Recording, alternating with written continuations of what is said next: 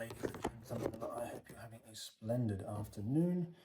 If you would like to listen to the notes being spelled out for you on a whiteboard by a dude who reminisces over relationship statistics and mechanics, then I would like to share with you my personal notes of my realizations that I've been reflecting on over the course of the last week. I'd like to reflect on my notes of the things that I've realized about relationships. And if that's something that interests you, then feel free to stick around, because these are in no particular order, and I would like to present to you my realizations. Realization number 1, manifestation versus obedience versus alignment. I just thought this was an interesting note that I jotted down because to be honest, I can't even remember what I was thinking about specifically, but it's something to do with the law. And you think about how people are happy when rules are being followed. When the rules are being followed, the laws and rules are completely different things. But when you're obedient to the rules, when you're in alignment with the rules, then you tend to manifest things as a result of being in alignment with those rules. You're manifesting because you're kind of obedient to those rules. And if you're in violation of those rules, even laws, it could be in the political setting, it can be in a relationship setting. There are different consequences, typically, that come about if you are in violation of those rules. So if you think about this for a moment, if you want to kind of manifest something, you need to be within the boundaries or within the rules or even the framework of causing something to exist, I suppose. So I suppose causing something to exist can actually be a very slow and boring process, really, because if you think about obeying the law, you don't technically do much to defy it. You just simply exist and you just are. And I suppose the same if you're trying to manifest something. You manifest something as a result of your being in this boring way. And if you're trying to brute force something to existence, then that can backfire. Now, speaking about manifestation, visualize versus anxious. Why do I bring visualizing versus anxiety up? It's because I was part of a program that I paid $5,000 to be a part of once, and they kicked me out. But now people are paying $10,000 to $15,000 to join this program. It's a coaching program, and they taught that if you try to think about or reminisce about something that you desire, specifically anything that you desire, then that will cause you to be anxious. And I found somewhat within myself this may be true, based on the principle if you think about something that you really want, the thing that causes you to become anxious is the realization that you don't have the thing. And there's sort of this duality of mind, as they call it in the program, and that's what causes you to become anxious. But I say to you, you may visualize the thing, you may have the goal in mind, because if you don't have a goal in mind, if you don't visualize something fairly appropriately, then how are you supposed to bring into something that you're consciously trying to manifest, bring into life, bring into existence? And I think, for myself, that I'm experimenting with, if you want to visualize something or manifest something without actually being anxious about something, because anxiety means you're like fixated on the future in a very non-healthy way. If you want to visualize something, experience something in your mental state, if you think about it like that, then be happy with that.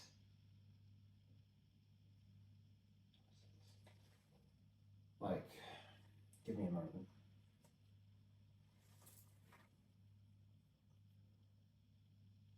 Like, just sort of be happy it's on the way. It's wanting it now that drives us mental. It's wanting it now.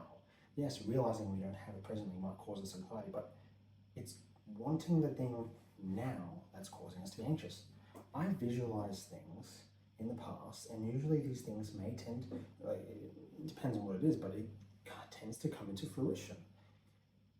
And I found myself feeling somewhat anxious and a bit frisky when I wanted the thing now. The more I wanted the thing now, the more painful it sort of felt.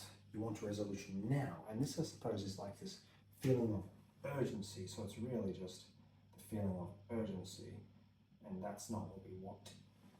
So feel free to visualize, but just know that it's on the way. Have faith in knowing that, and don't really think much of it. Obviously, align yourself within the confines of that realm, if you so desire, and keep at it. Kind of like going to the gym. I actually go to the gym quite regularly now. I'm actually in the habit of it. I'm actually in the habit of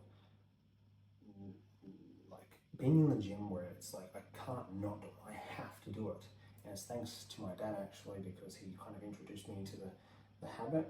So I go every twice a week for at least 1 hour, usually doing bench pressing, squats and deadlifts, right? And because I'm in the habit and I've been sort of tutored to the T in every angle possible within the last 2-3 months or more, then the fruits of that labor will eventually reveal themselves to me. I don't need to worry about that, the six-pack and all that sort of stuff coming my way, because I'm already in the habit of accomplishing. It's the habit that's the most important thing. It's the playing the game that's the most important thing. Being in alignment, and I can see myself, but I'm not like in a rush to get this six-pack. I'm not in a rush. I'm not anxious because I don't want it now. What was making me a little bit anxious was my birthday was just a week ago, and I was visualizing, trying to figure out how can I get these ROG Xbox LIXs, 4 of them, from my siblings now.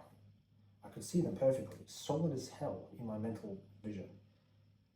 But because I didn't have each and every single one of them now, right this moment, that feeling made me feel a bit anxious.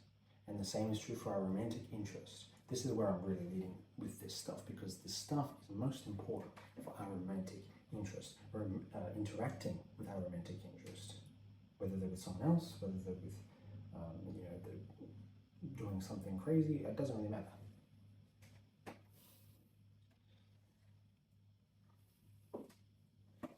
Realization number 3. This kind of has nothing to do with what we were talking about, but connect the dots if you really want to.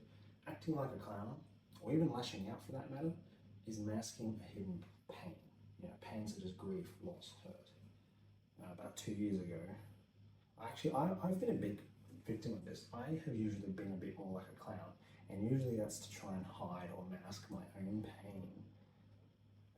Usually it's this feeling of like a lack, or it's a feeling of sometimes a little bit of shame actually, for past actions, past history, past betrayals, things like this. When you try and act like a clown, you're actually masking a pain, and it doesn't have to be just acting like a clown. It could be, some people probably do this type of thing differently. It could be lashing out. Sometimes people are really angry and not really sure what's causing them to be like that. But usually I think what's happening underneath is they're masking a hidden pain.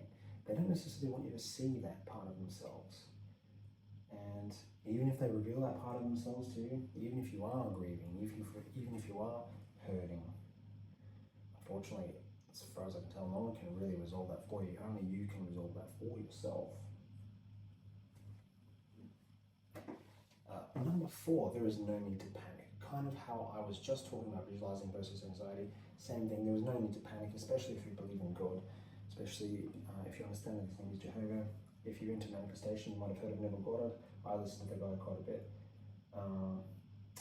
And this state of panic, you could say that's not in alignment with, trying to manifest the thing you want. Panic causes you to not be in alignment. It causes you to act out in urgency. Act out in urgency. And it causes you to obviously feel miserable, really. Miserable, anxious. Same, miserable, anxious. You don't want to be in a state of panic. What does state or being mean, by the way? I read this in the book called something about breaking the habit of being yourself by Joe Dispenza. And it said the state of being is kind of the same thing, your alignment. Alignment of your mental state, your emotional state, your maybe even your spiritual state, your physical state. All these things are in harmony, they're in alignment, including your actions. And that's something that I talk about in a video that I pinned on my TikTok channel that kind of goes over all the different thoughts, emotions, actions, things like that, and they all have to kind of be in sync. Not every time, because you still kind of manifest things if you're into manifestation. The things will still come to fruition, but it tends to be a lot easier if things are just typically in alignment, aren't they? It makes sense, doesn't it? Here's something that can really impact us and our romantic interest. A change of attitude is because of a change of environment. I have a friend, a female friend, and I asked her, what made you change your relationship with your parents? It wasn't the most healthiest thing, certainly not. But she said she felt a lot happier when she moved and lived in her own place. And she lives in a really good spot, actually. And I was wondering, maybe there's something that she's done mentally to bring about this reality. Possibly because she's been on the waiting list for a government house for 4 years. But turns out, when you actually do change your environment, I've experienced this myself, your relationship with your parents, your romantic interest, it does tend to change because your environment has changed. We are influenced by our environment. We also create our environment. We obviously choose to bring about a certain environment. We choose to be in a certain environment. But when we change that environment, we change with it. There's a bit of an effect on us. It has an effect on us. And then because we have that effect on us, we bring about all different causations to affect another party as a result of our changed attitude. And the same may be true of our romantic interest. Maybe they're suffering from daddy issues or something. When the environment changes, it does have an effect on them. There's someone I know personally who does suffer from potential daddy issues. And the daddy issues stay regardless of the environment, unfortunately. But the sort of the hypervigilant response tends to be a lot less stimulated when you're in a much more calm environment, like where I am right now, because we're actually staying in the same house. And everything is just calm, much more mellow. At some point, everything is a choice, so you can still choose to hold on to these different pieces of yourself.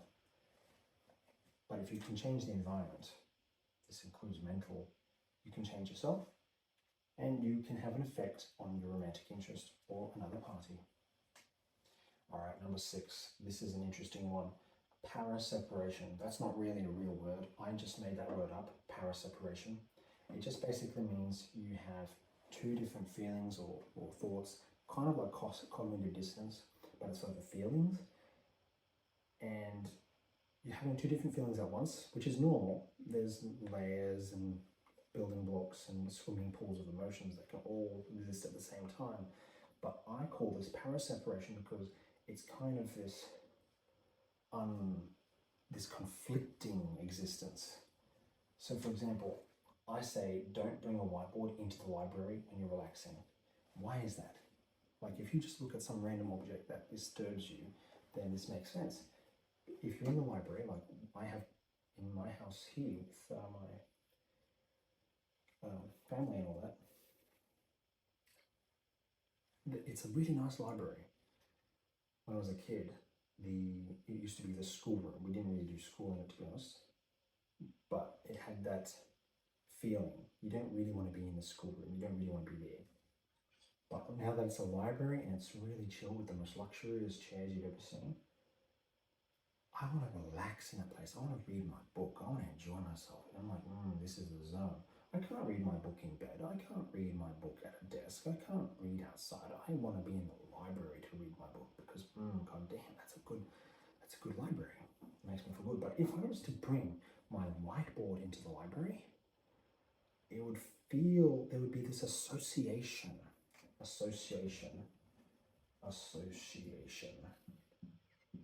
Another word for this could be anchoring. Sometimes that can be relevant, where you can start associating the wrong thing with the wrong place. And then who would really want to go to the library to relax and read a book if you suspect that someone's going to keep on bringing a whiteboard to the library? That's why I have my whiteboard currently in my bedroom. Unfortunately, this does work for the bedroom as well. This is why they say don't read your phone in bed.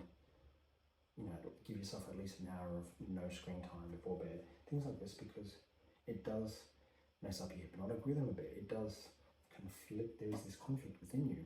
I call this parasparation. It's not a real word, but I'm just calling it that. Cool bananas. I hope you learned something new. Feel free to reach out to me one-on-one as a dating and relationships coach and mentor. And feel free to get in touch with me.